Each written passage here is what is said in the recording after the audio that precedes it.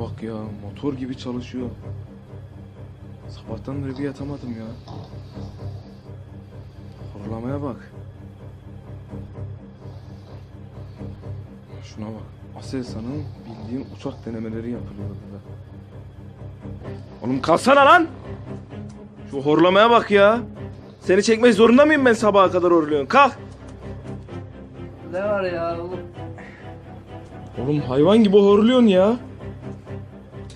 Hastayım oğlum, horluyorum. Oğlum hastalığı mı var bunun? Burnunda kaç kilo et var lan senin? Lan kasaba git tarttır lan şu eti. Ya uyuyacağım ben. Oğlum bak horlarsan bir daha bak ciddi bozuşacağız ha seninle. Ne olacak lan? Ne olacak diyor ya. Ben seni sabaha kadar horlamanı çekmek zorunda mıyım lan? Evet sen bir daha horla gör bakayım ne olacak hadi. Bir daha horla görürsün.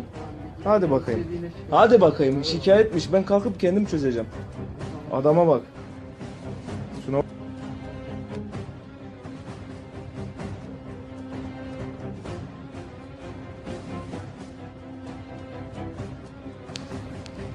Şuna bak ya. Şuna bak ya.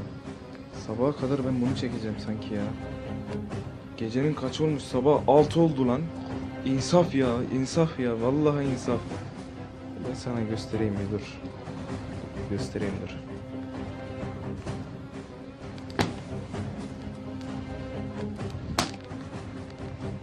Hayır oğlum ya, salak mısın lan, geri zekalı? Ne vuruyorsun? Oğlum hayır, ben bir dahakine şey yapacağım demiştim sana.